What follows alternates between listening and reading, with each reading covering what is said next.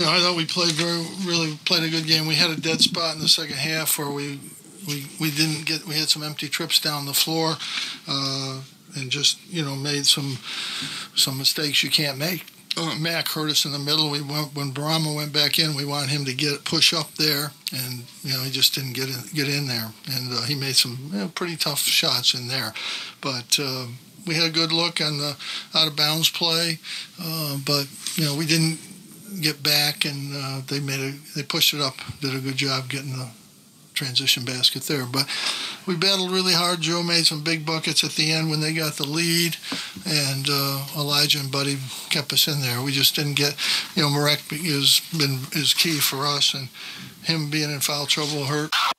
They're a good shooting team. They made shots tonight in the first half. We did a better job on their three-point shooters in the second half, but we didn't do a good job on Mac. And we don't mind it going there, but we think our center can guard that guy there, and he did. Elijah had 22, so I don't know whether he's struggling or not. Well, from deep at least. Well, you're going to miss some shots. He had a good offensive game, played well. Clemson's a good defensive team. Joe struggled for the most part, but then he made the plays that got us the lead. Clemson's a good team, good defensive team, and it's not that easy to play against them. I thought we did a good job offensively. Our defense got us beat. We couldn't contain Mac in the middle. That was the game. Thanks. Welcome to the Cuse Militia Podcast with those two unapologetically biased, orange-blooded homers, Sean and Joe. What's up, Cuse Nation? Thanks for tuning in to the Cuse Militia Podcast with Sean and Joe. If you like it, please share it. The universal handle for the socials is at Cuse Militia. Go there, join the militia. We are the only Syracuse sports podcast centered around giving you, the fans, a voice. So welcome. Happy Thursday. So, Thirsty Thursday. Again, wow. But that feels like just it's Wednesday. Oh, it's Wednesday. I was going to say, it feels like just yesterday was Thursday. Well, it was 6 days ago at least, but anyway. Yeah, this week won't end. I know it, right? I keep thinking tomorrow's Friday. Damn, I've been doing that all day. And my son all week. My son was thinking tomorrow was Friday too. So, anyways, it's not just me. Look, the orange win streak ends at 5, and it's going to be okay. The Clemson Tigers, they hack their way to a victory, 71-70. Syracuse falls to 13-8, 6-4 in the ACC. You'll hear from us. We'll hear from you. And Syracuse will take on number 9 Duke at home this Saturday at 8 o'clock. The game, for all of you out-of-staters that are listening, the game will be on ESPN. Prime time, 8 o'clock. It's going to be exciting. Syracuse usually plays Duke pretty good, and, they do. Look, we're going to get into everything. But first, this is our 200th episode, okay? Now, listen, quickly, I'm not trying to bore anybody, but this has been over 3 years now, Joe, okay, which is a milestone in itself. I thought a year was a milestone. We're at 3 years. I don't even know how many games. This is our fourth. A lot of them. This is our fourth basketball season. We've done 3 full football seasons, and we're sitting here, episode 200. When we started this thing, I've said it before, if 10 people listened, we'd still do it. We don't do it because we're trying to become anything. We're not trying to make money. Any money that we get from sponsorship, what little bit we do get, I buy stuff and I give it away. And the swag and equipment. In equipment. I have bought some equipment, but for us, it was never intended to become anything. I've met amazing people. Tyler, Paul used to come on, and James, he's freaking phenomenal. Love James. So I've met many fans at the games that listen. So the fans that have come up, I've been at the Dome and met people. Just the social media alone has been a blessing. The whole thing has been beyond my wildest imagination. I want to thank everybody who does listen and comment and help us. That's part of the show, right? Oh, yeah, absolutely. And to be honest with you, we listen to Syracuse sports podcasts. I told you, the Noons podcast was the first one I ever listened to, and we didn't want to be like them. When we first started out, we were playing around, but we said, well, we got to have a niche. and I don't want to do something that someone else is doing. So we did the game, the post game, pre-game stuff, which no one was doing, and no one's still doing it. And then get the fans involved, right? So. Yeah, and getting the fans involved was a huge thing. We wanted to be centered around the fans because we're huge fans. Anyways, we do it because we love it. We appreciate you guys for humoring us for 3 years. Those of you, there are some that have listened for 3 years, which is amazing. So.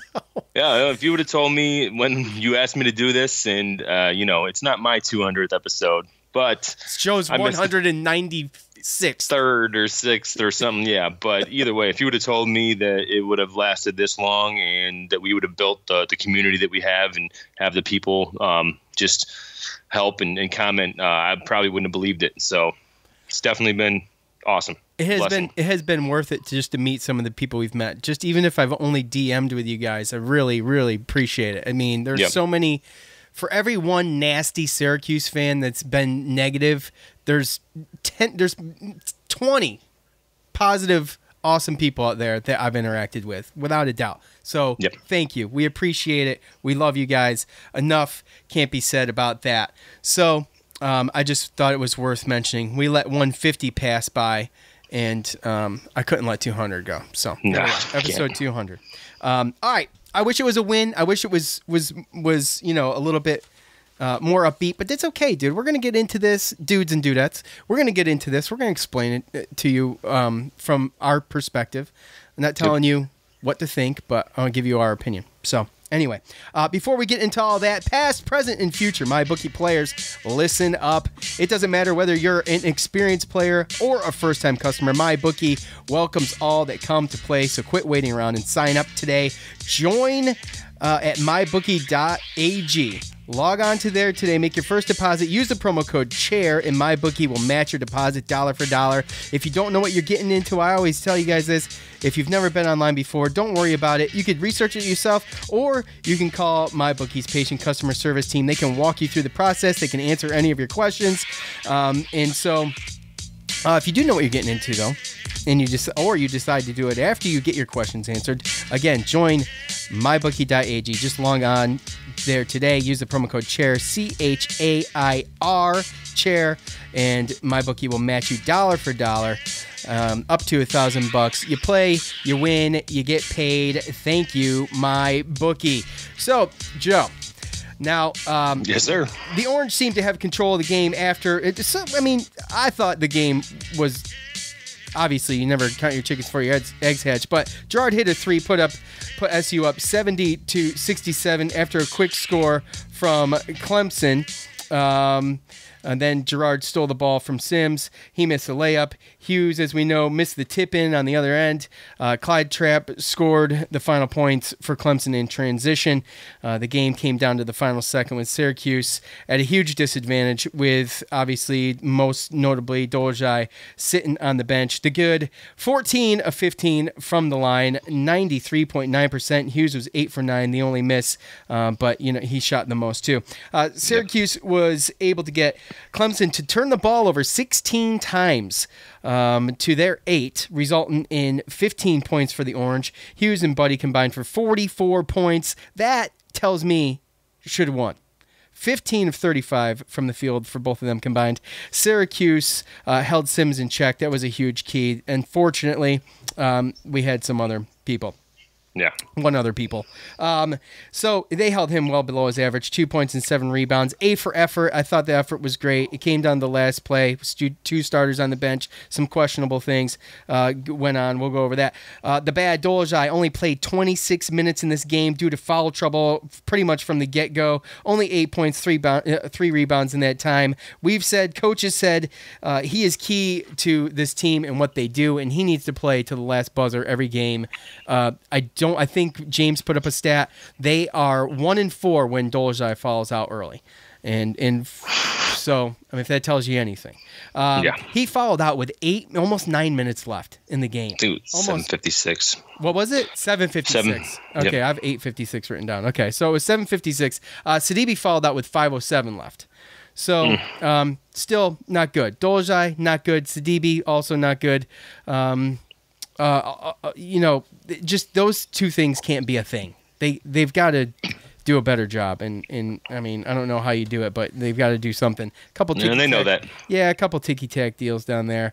Career high 32 points for the 23-year-old senior Tevin Mack. He was on fire. He couldn't miss in the second half. Hughes and Gerard combined for just 4 for 15 from behind the line. The ugly, between the broadcasting and officiating, I was entirely confused at points during this game. The broadcasters, they were just as clueless as it gets, and the refs, I believe, in my opinion, they called it an ugly game. It got ugly, got out of control. I'm not blaming the refs for this loss. I don't want to. I'm not going there. I won't. I don't know if I'll ever go there. But I want to be clear. If you think that game was officiated well, then we just have a disagreement. Rebounds. One of Joe G's points that he brought back after shelving it for a couple games was the rebounds. -10 on the boards, 36-26. That is ugly. So Syracuse had been making some serious strides too. Since we started tracking it, they were like 200th. They got up to 155th nationally in rebounding percentage over that course of 5 wins. So anyway, expect them to drop back a little bit. But what'd you see, Joe? Yeah, a lot of what you saw. Again, I just thought that, again, like you said, the commentary was pretty bad. I mean, at one point, they didn't even know that Dolzaj was fouled out. They said, you don't want to use him yet. So the scoreboard was messing up. There was a little bit of confusion there at the end of the first half where we didn't know if they put the 3-pointer on the wrong team and then they didn't fix it, but then we made one and then people thought we were supposed to have more than what I called you. I thought the same thing. So, yeah. But eventually, they obviously got it right. And obviously with the refereeing, that's one of those things where the biggest thing that I look for at refereeing is consistency, man. That's really all it is. And it's your job to basically keep control of the game to make sure that it doesn't get out of control and get a little chippy like it did. That's pretty much what happened. You saw them. They allowed them to be pretty physical. It got a little chippy, and then all of a sudden they wanted to start blowing the whistle, for any little thing. And to change that up in the middle of the game, that's hard because as a player you have to adjust to the way that the game's being called. And you can't do that when they change the way they call it within the middle of the game. So overall, I just thought that that part of it was kind of tough. But I think the rebounding can be explained by just the fact that we were in foul trouble, right? So with the fact that Dolzaj and Sidibe only playing the minutes that they did, and they were in foul trouble the whole time, so they had to be a little on the safe side when it came to trying to rebound the ball. 11 offensive rebounds, just not going to cut it. And like we talked about, stopping Sims was huge. But Mack, he scored 32 points. The highest he scored this year is 22 twice. So for him to come out and just hit every shot was very tough to watch. And then you get someone like a Clyde Trapp, who has been terrible. Now on the season has 11 3-pointers for the season. He made 4 of his 11 that he's made all year last night on us. Yeah. So again, when you see stuff like that, I thought that we had a great game plan. I think that our defense played well. In the beginning, it looked a little rough, but we came back. We took the lead. Again, I know there's going to be people, we can't put teams away. This is that's kind of what it is for us, right? We're a young team. We don't sub a lot. So there's going to be teams that get fresher legs out there and they can go on runs.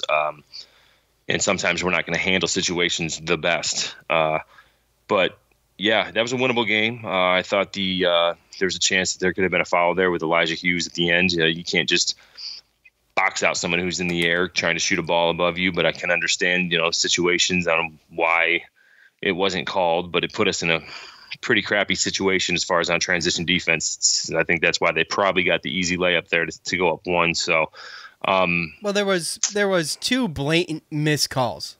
There was a charge. There was a charge on Clemson. Well, yeah, so that one's tough, right? Because is it again, he lowered his shoulder, man. He flattened. It kind of looked like that, but you can lower your shoulder to some extent. But it's all about. It's all about if you push off and you maybe extend the elbow, and then obviously a ref right there on the court, maybe they can judge on whether or not Gary Air flopped a little bit. But that's a tough call. That's a tough call to watch because usually you don't see the no calls. I think we talked about that a couple weeks ago or something. How kind of convoluted that whole rule is, and you never really know how it's going to go, right? But usually it's called one way or another. So you rarely see the no calls. So again, I think it's just surprising because that could have been a good no call, except for we rarely see no calls. So sometimes when you're on the wrong end of one, it's like, come on. I feel like a good no call is when there is a little bit of a charge, but there's also a little bit of a block. That happens more times than not, actually. Yeah.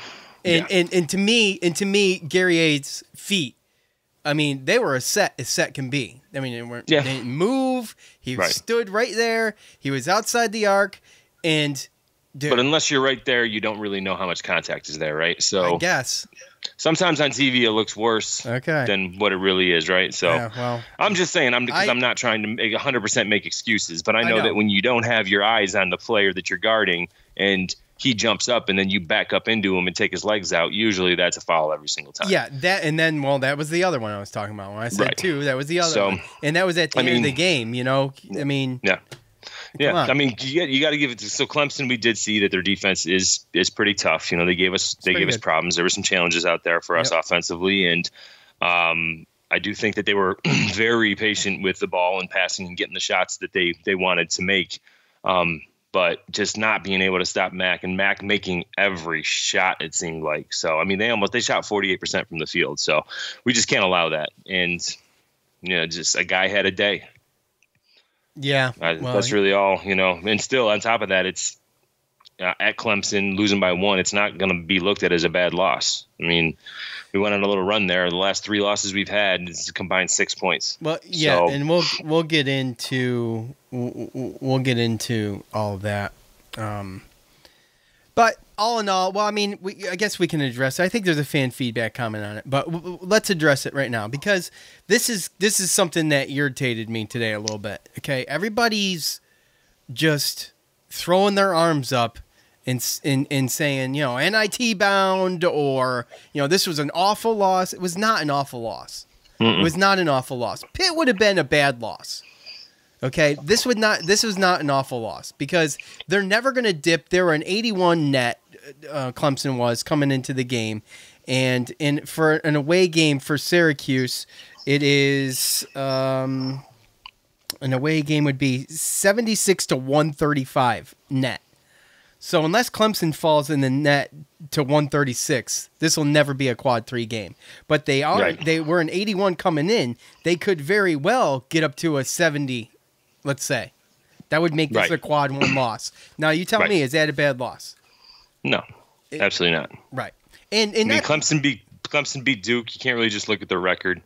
No, absolutely. Last night they passed the eye test for sure. So no, I don't think that. And to be perfectly honest with you, I looked at the net rankings and it says games through the 28th. It showed that. We actually moved from 64th to 62nd. So we lost that game and still moved up 2 spots. So I mean, you talk about, let's see, I got it right here. Whether or not it killed us, we're still 51 in KenPom instead of 50. So that game didn't kill us whatsoever. Okay. The issue with our team and our resume for the whole year is going to be whether or not, we don't have any bad losses, but we don't have any great wins. So depending on what the bubble looks like and depending on, how the committee is going to look at the 20 conference games versus the usual 18, we're still in this. A lot of ACC teams are still in it because we're right there where we really don't know where we're going to end up. Yeah, and it's, and there's lots of opportunities left, too. So, like this Saturday. Yeah, we go beat Duke, and that erases that loss. So, yeah, absolutely, and we can get into that. And in fact, let's do it.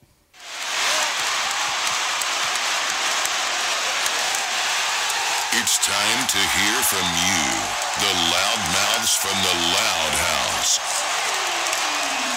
All right, you guys know what to do. At the end of every game, I propose a question, give your thoughts. You do that. I go through them. Joe goes through them. We pick some. We talk about them. It's as simple as that. So between Facebook and Twitter, and I never really do this on Instagram, but I guess that's a thing. We don't have a lot going on Instagram, so it's like, I don't know. I don't know. Sorry I didn't have time to look at them through Facebook today. You didn't? No. Okay. Well, I did because I always have to pick up your slack. So. Oh my God. By the way, James Top fan on Facebook now. Kudos to James. Good job, James. Good job. High five. Really, really proud of that. Really proud. And just in case everybody wants to know, he didn't do what you said he had to do to become top fan. So give you a lap dance? Are you sure? I never got an answer. I asked him. So I don't care what he says. I'll tell you right now that's no. By the way, we were talking about Tevin Mack not missing 12 for 17. By the way, just thought I'd throw that in there. He missed a couple early, but it felt like the second half. He did not. Yeah. By the way, so James Zuba, now a Cuse Militia podcast Facebook page top fan, and also 315 legend, and he can put that on his Twitter bio. So it's pretty awesome. Timothy on Facebook. I thought we had 2 points when Edwards passed the ball to Quincy. They weren't on the same page. Missed opportunity for a bucket that may have decided the game. Ultimately, move on, bring on Duke. Okay, Joe, I mentioned this one to you at the end of the game. Yeah. He had a straight shot to the two of them. That, and then the one where Edwards had a straight shot to the rim. And, and he had a straight path right to it. Could have dunked the ball. Didn't do it. They were off of him. They knew he wasn't going to do anything, and he looked like a deer in the headlights. And then he actually goes and makes a good pass to Quincy, and Quincy's got his arms down by his side, and he's staring off into space. Yeah, that was a tough one. I think, again, that's just knowing your teammates, knowing your roles. You have to know if you're Quincy or if you're anybody or even a fan. If Jesse Edwards is going in there, I'm sure that a certain coach had a little conversation with him to let him know not to shoot the ball when he was out there. And to be perfectly honest with you, he doesn't get minutes like that. I mean, we don't play him usually ever. The only reason he was in there was because of the foul trouble and the guys fouling out. And as a teammate, you have to know that he's not going to be looking to shoot the ball. He's not going to want anything to do with it. And I don't know if it looked like, because Gary he was pointing up after the pass, right? He was looking for an alley-oop. It was either an alley-oop or he was thinking, no, just put the ball up there on the rim. You either make it or I get the rebound, right? Yeah, I get the putback. But as a player on a team like that, when you know that you got a player like that and then he's double teamed and you have the open space, like you have to just make yourself available because you know that he's trying to pass the ball. So and you know, when you lose by 1 point, you have to look at that one play or this one play or that other one play.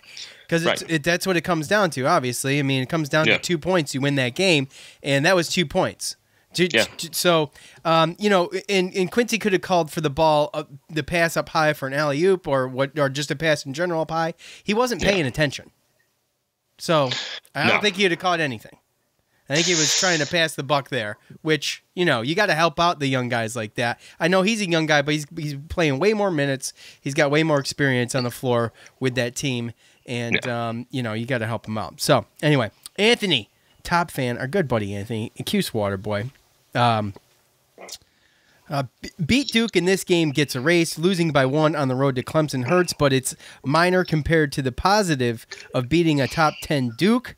Losing Sidibe and Dolezaj killed us, and kudos to Clemson on taking advantage of Edwards down low, who clearly isn't ready as a freshman. Right on cue with that as we can piggyback on that.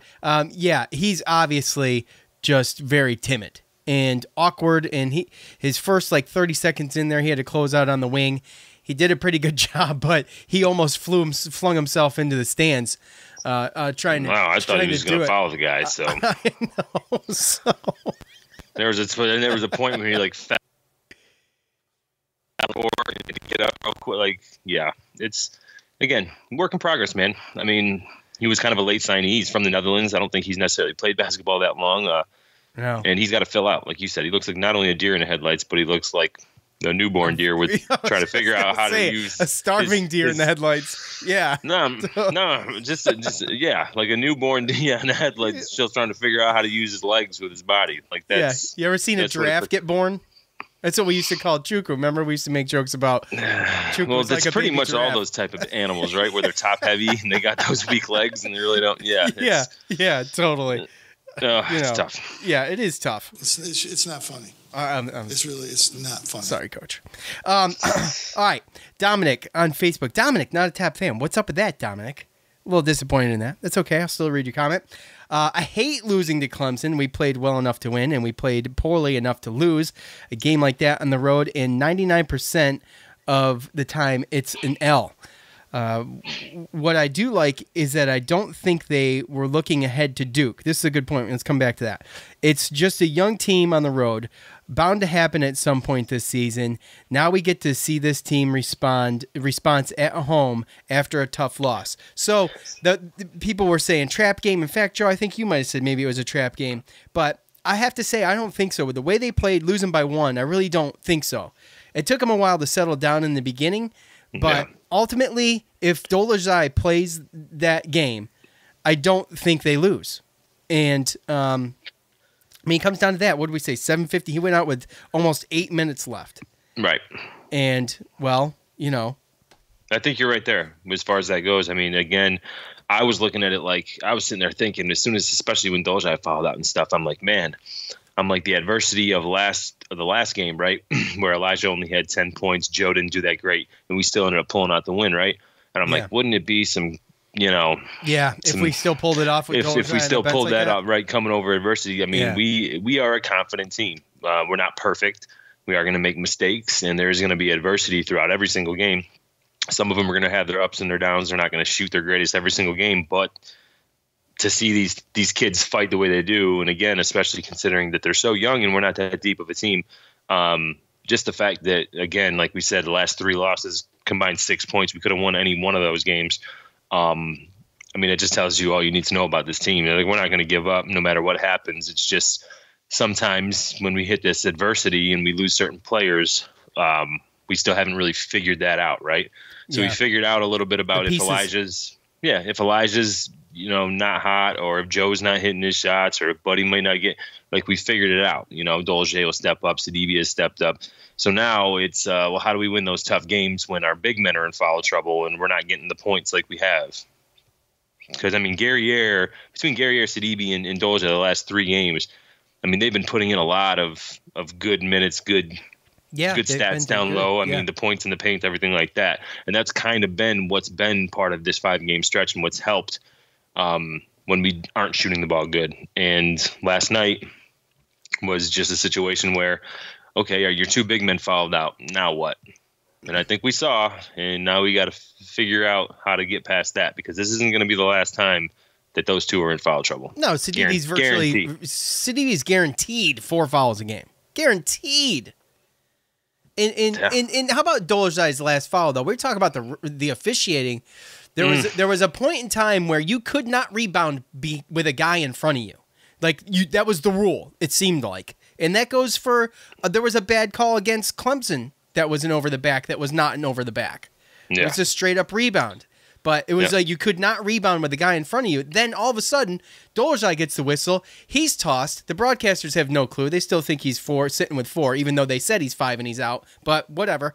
So and I'm a firm believer there could be a minute left in the game. Sidibe has 2 fouls, and he's going to find a way to get those other 2 just so that he doesn't mess his average up. Exactly. So Dolezaj fouls out, and then it seemed like it was wild out there. There's all sorts of over the back and getting pushed around, and it got brutal all of a sudden. I'm like, what the hell is going on, man? I was so confused by it. But to Dominic's point, he didn't think they were looking ahead to Duke. I don't either. I think we're in the minority there. People, I saw a lot, and you can make a case for them looking ahead to Duke. Absolutely, no doubt about it. At Oil Cuse, our good buddy Captain Patrick. Let's say, screwed by the refs, and I don't care what you say, Sean and Joe. That's what he says. No. WTF was that 5th foul on Doley. He didn't even touch the Clemson dude. And exactly right. We were just talking about that. Captain Patrick, here's the thing. I don't like using the refs as a scapegoat for a loss. That's my thing. I don't want to just be that guy. But if it's blatant, like last night was bad. No. Like we did get screwed a couple times. Like Elijah got screwed on that tip-in play. Like that should have been a foul. But so hey, look, I mean, it's okay. You don't need to care what we think. We're just out here. We're forming our own opinion. You can have your own opinion, and we're not going to argue about it. Absolutely. But I will admit that I don't think Dolezaj was a foul, and I think that Elijah did get fouled on that. But again, like what you say all the time, the whole ifs and whatever. Ifs and buts or candy and nuts. We all have a Merry Christmas. Yeah. Speaking of Christmas, I just didn't want to say the whole thing because you say it all the time. So, but thanks. Speaking of Christmas, Cuse came through with the Christmas card for me. So I appreciate that. How do you like that? What do you think about that? How about that? At Nick Sweetland, I don't care what you say. I know you don't. At Nick Sweetland 1. I'm surprised you didn't want to argue with me about it. At Nick Sweetland 1. Tough loss. Frustrating to watch them piss it away. Joe got hot in the end, but it wasn't enough. If teams were smart, they'd try and get Mark in foul trouble right away because Sidibe is given every every game to get 4 fouls for sure. I would say maybe 4 more L's and it's NIT. So, well, we're speculating. Well, which L's are they? That's the thing, I guess. But I will say this though. I say that a lot. I just realized. But I will say this. Syracuse has got to win. They've got to get a bigger win than Virginia Tech. Yeah. They got to get a bigger win than Virginia Tech. And, yeah. I mean, Duke at home is a prime opportunity. That place is going to be loud. There's going to be a lot of people there. And, Nick, you're right, dude. 4 fouls with Sidibe. Every game. We just talked about it. Every game. Boom. Guaranteed. Yeah, the crowd at the Dome is going to be good. We'll talk about it in a second.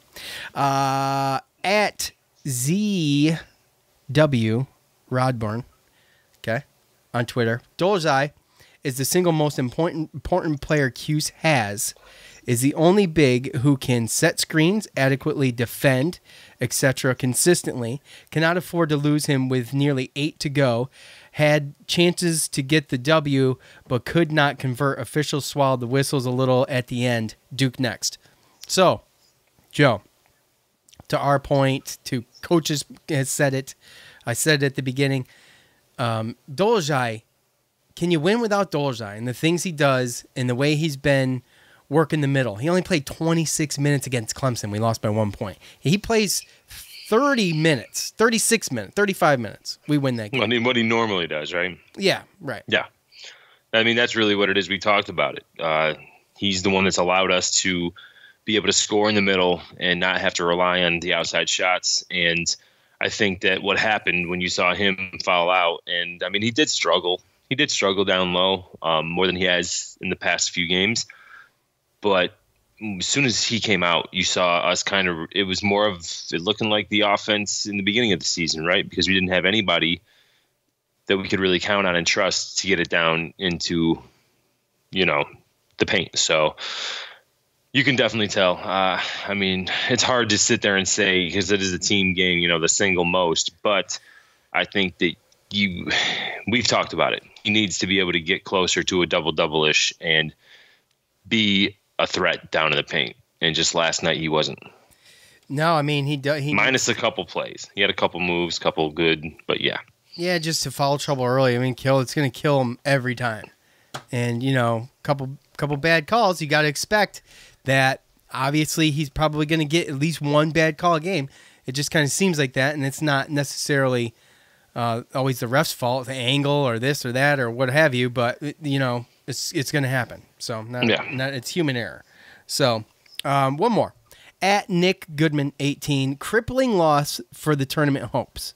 Makes the Duke game a must-win game, especially since it's at home, to have a shot at getting in. Too many good teams left to play. Really frustrating that no one felt like defending Mac. So frustrated right now. This is immediately after the game, obviously. Look, I don't think it's a crippling loss for the tournament. We touched on that. I just don't see it a quad 2 loss. See, here's the thing with Syracuse. They've kind of split a couple of these games. One of them being the first game with Notre Dame, maybe. This game where they've kind of could have gone either way. Doesn't hurt. It would have been great for the resume, but it's not going to hurt. But every game that they should have won or needed to win to avoid a bad loss or what have you, they've won. They've won all those games that they needed to win so far. These are just tournament builders. I mean, it sucks. It's a missed opportunity is exactly what it is. And, And, that's what hurts about it. It's like it's just one more notch for the resume.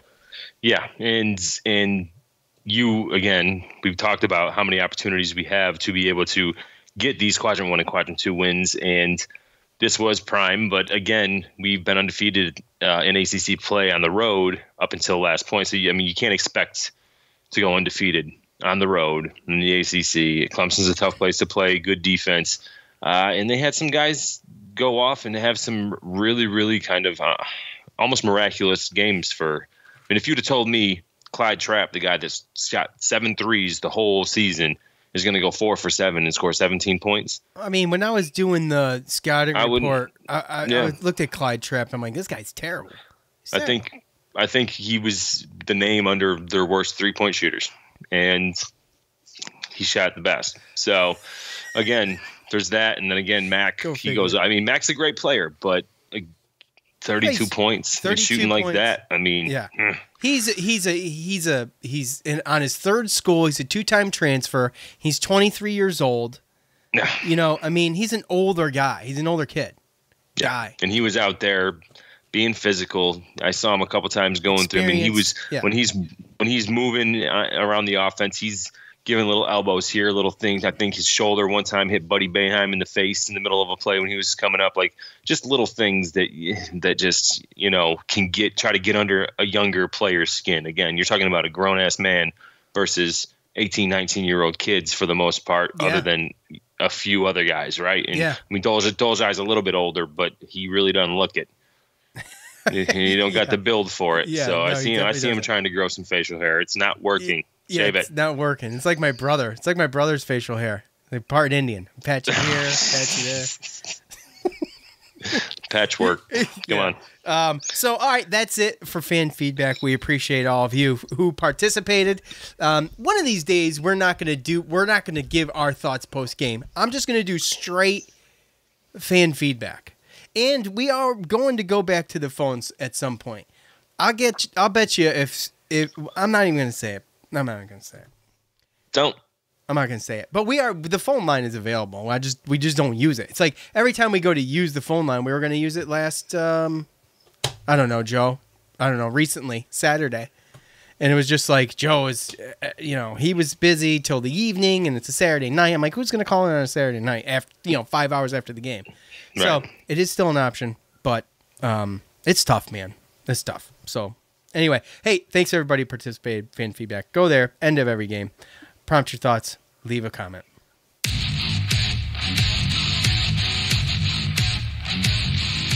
All right, Joe, the Orange can erase any negativity remaining from the Clemson game with a signature win looming against Duke. Perfect opportunity to take out a ranked team this Saturday in the Dome at 8 o'clock. So the all-time series with Duke sits at 9-6 in favor of Duke coming into this game. Syracuse and Duke, they split last year with Syracuse pulling off a huge upset on the road, a 95-91 overtime victory in January. We all remember that. Duke was ranked first in the nation, and Syracuse, I think they were, they were like maybe an 18-point underdog or something like that. And it was the first time a number one Duke team lost to an unranked team at home. It was the first and only time that's ever happened. So, and Syracuse did it. We hung our hats on that all year. At least I did. Yeah. Duke will come into the Dome second in the ACC behind Louisville at 17-3 overall, 7-2 in conference play. Wins over number 3 Kansas. That was the first game of the year. And number 14 Michigan State. Up to this point this year, Duke has 2 guys leading 5 major categories statistically. 6'10", 270-pound freshman center. 270-pound freshman center. Yeah. Vernon Carey, he leads Duke in points per game with 17.4, rebounds with 8.5, and blocks with 1.7 per game. Carey shoots 59.5% from the field.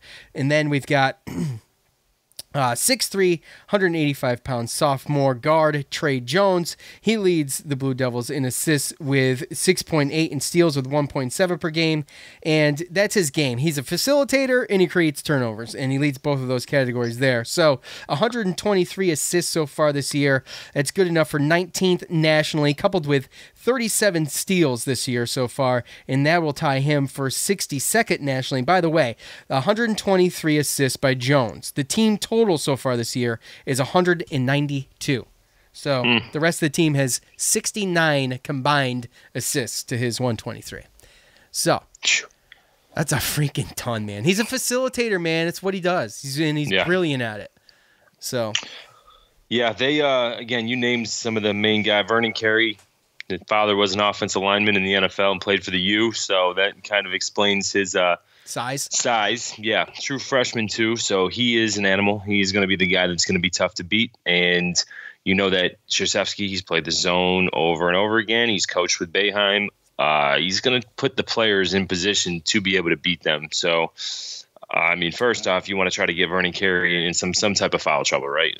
That's got to be. That's got to be. Number one, right? Oh yeah. But, I mean, basically, you go down the list, and I've looked at some of their last couple box scores, watched some of their games, and really, other than their starters, the only other guy that really comes in and plays significant minutes, or has been, is Jack White. Earlier in the season, their guard, Wendell Moore, he was a good player off the bench. He's a forward.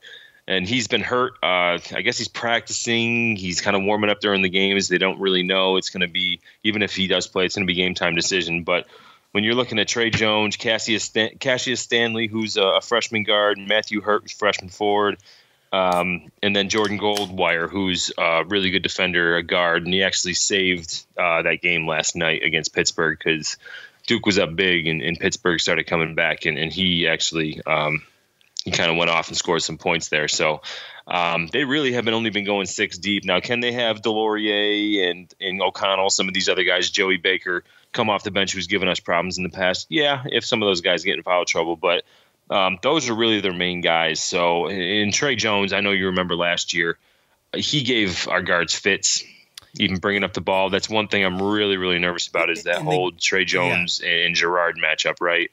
It's not going to be good. You remember in the game we won too, he went out. He took an injury in that game. Yeah. Out. Yep. And when you really look at it too, you kind of hope here that they have certain players there. I mean, I'm kind of hoping that like a Buddy or Elijah Hughes doesn't really have maybe they have a mismatch and they score pretty easily, and maybe he's got to move Trey Jones from Joe Girard to one of those guys. But Joe Girard's due for a big game too. I mean, look, Joe's been doing the things Joe does, which is, he's good. I mean, I'm not like worried about him being in a slump or anything, but he's due for some points soon. He hasn't been scoring a lot. He's been doing the other things, but he hasn't been scoring a lot. No. And again, I think that Duke, I mean, I'm not going to talk crazy and talk like they're underrated or anything like that, but I just think just the spectrum of what college basketball is, and as weak as the ACC is, they really haven't lost as many games as maybe they might with the team that they have. I think they are beatable. They do have young guys just like us. I mean, just 4 games ago, they lost at Clemson by 7. Yeah. And they turned around. I mean, and then they lose to a good Louisville team by 6. Miami probably looking like one of the worst teams in the ACC. They kill by 30, but even last night they were up almost 18, and Pittsburgh came back. And I mean, Pittsburgh came back on us, so we know what the blueprint is. But that was a home game for Duke. Yeah, and they got it down to 3 within the last couple minutes before Duke kind of ended up taking the game. So it's not one of those overly powerful Duke teams from the past, but they do have some. They have 7 guys that have hit double-digit 3-pointers, right? But they have 2 things, Joe, that Syracuse struggles with. In a skilled defensive guard like Trey Jones, and a huge guy at center, a true center. Yeah, those are our weak points. Kryptonite. Yes, and they've got both of them. Yeah. It's a horrible matchup for us. I'm not saying we're going to go out there and we're going to get smoked. I'm just saying that you can look at what Duke has done in losing to Clemson at home. Clemson's got a guy that could hang with Carey a little bit. Yeah. So, well, again, the one thing that I always stress, because I mean, Cassius Stanley, very athletic, but he gets his points going to the hoop. He is really quick. He tries to blow by his guys, go to the basket. That's not really something that's there when you play against the zone. So again, we're going to want to try to obviously limit what Carey can do down low.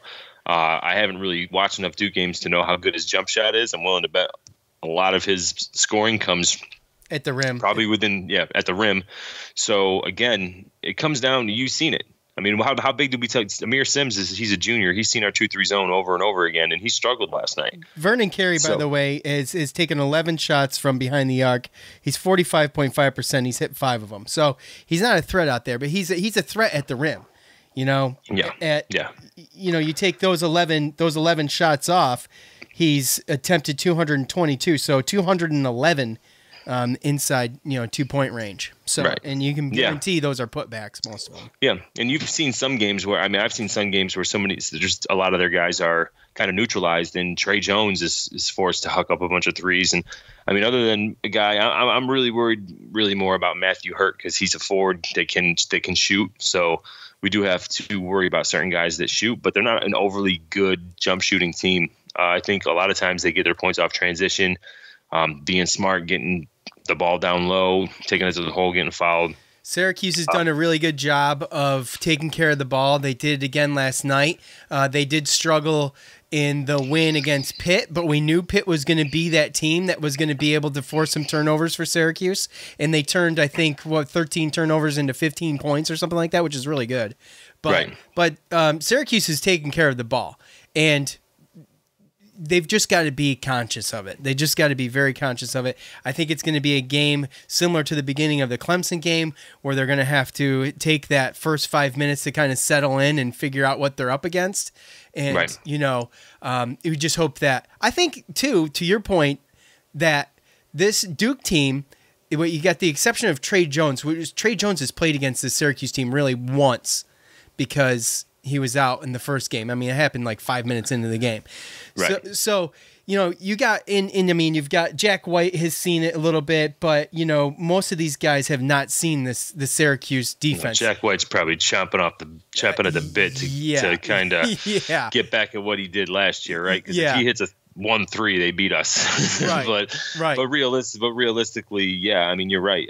They do have some guys. Alex O'Connell, who's played less than 10 minutes the last couple of games, well, minus Miami, everyone played in that game, but he's had success in the past with coming off the bench and making some threes against us because of the way that we play. And that's the point that I was going to hit on, was that you can look at all these stats and how Vernon Carey does one-on-one against another center and everything, but our 2-3 zone is a different animal. It's a different beast, and you never really know how somebody is going to respond to it, right? So, and then that's really what it comes down to. Go on. Well, I'm just saying, if we force Vernon Carey a little bit outside and away from the hoop, then who knows what he's going to end up doing, or if he's going to be able to make those shots consistently, a little bit farther away from the basket. And you just never know how kids are going to respond. The bad thing is that they do have good defense and they do have depth. So if they have guys that aren't responding, then Coach K is going to have no problem bringing other guys in to try to get the job done. Yeah, and Jack White plays 20 minutes. Jack White is one of those guys who can be off or on, and he makes me nervous anyway, just because he's that guy. So, and as far as Trey Jones goes, he's going to get some steals. He's gonna wreak some havoc, and you just got to limit it. And Vernon Carey is going to be able to take some alley. He's going to be facilitated by Jones. There's probably going to be some he's probably going to poster up Sidibe at some point. So you're gonna have some of and that. One. Yeah.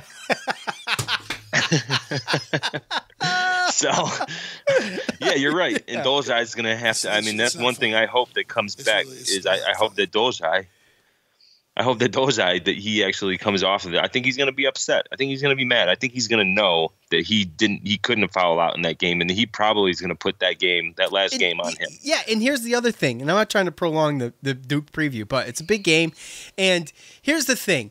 When we talk about Syracuse losing to Clemson at Clemson, quad 2 game, not a big deal. But if they had won it, and this was 6 in a row, going in to play Duke at home, how confident would you feel about Syracuse going 7 in a row. See, I'm it's not superstition, it's playing the odds to me. I'm not superstitious about it, but a loss before a big game is not always a bad thing. I would rather lose to Clemson and beat Duke than to beat Clemson and lose to Duke. I mean, right? Well, right. Yeah. But if you ask another person, I talked to your brother today, who's a Duke fan, and he said that he was glad that we lost because he didn't want a confident team winning 6 in a row. He was upset so you can that play but he said the opposite last year. I remember him saying the opposite last year. But again, it's just all about devil's. Yeah, but did he say it after or before the game? He said, it's devil's advocate because, again, realistically, you don't know unless you're in there and you know the psyche and what's going on with players' mindsets, right? Yeah. Because again, sometimes there's players that get on their high horse and we win 5 games. Sometimes they get a little overconfident. They think they're better than what they are, right? So sometimes you need that loss to kind of bring you back down to earth. I think, and then give your coach a chance to actually use that against you for some motivation, right? So, and then other times you do have teams that the more you win and you keep going, then they understand and that confidence stays, right? So, well, it's tough though. I think it's tough to string together 7 wins, 8 wins in a row in conference play. Right. It's tough. 100%. That's tough. Especially when you've been undefeated on the road. And again, every single time, every game, the pressure gets a little bit more because the more the spotlight's on you, the more people start talking about you, then the more, difficult it is because there's a little bit of pressure because now you have the outside pressure. Yeah. So with that said, I think Mark is a guy who feeds off of the redemption type aspect of the game. I think that's like his mentality. He's mature in that aspect, I think, and that's I feel like that's his mentality. Because when he gets focused, he's freaking dangerous. For a little goofball like that, seriously. I mean, you look at him, you're like, man, what's this guy going to do? He goes in there and gets a double-double. Yeah. I think we got quite a few players on our team that kind of got that blue collar mentality, right? Gerard, absolutely. Yeah, and Buddy's a hard worker, so absolutely. Again, when you lose games like that, and it's, that kind of sometimes feeds the fuel. Time to get back to work, put the boots on, get back to work. And the camaraderie with this team too. You got to think about that. By the way, my brother's a Duke fan. Grew up in Syracuse.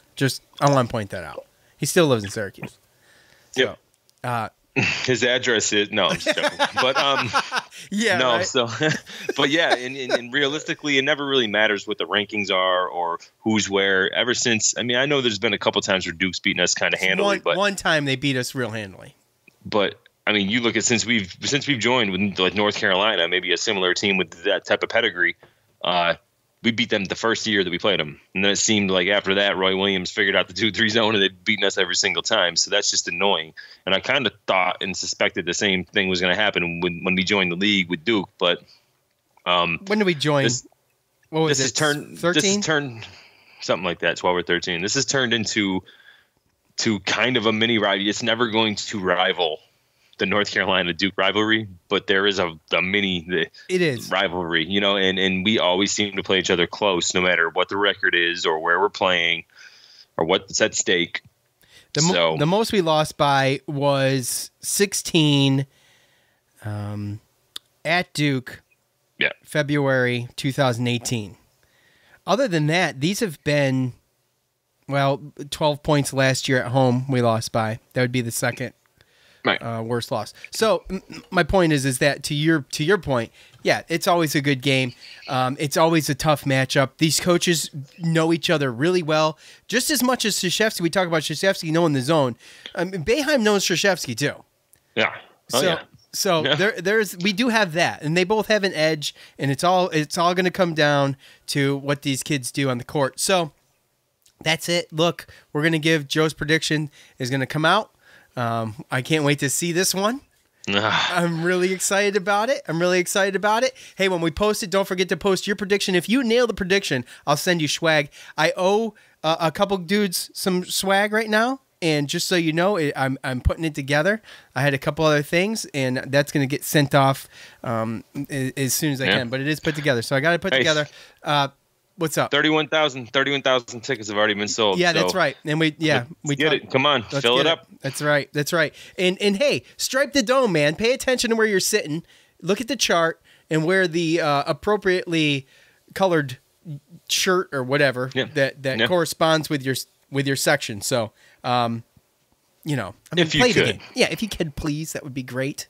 Okay, let's not look silly out there. I wish it would just be an orange out or a white out or something, but they want to stripe the dome, so it's up to y'all to stripe the dome. Well, it's a white out outside, but yeah, right. All right, listen. Episode 200 in the books. I thank you guys so much, ladies and gentlemen. We love you.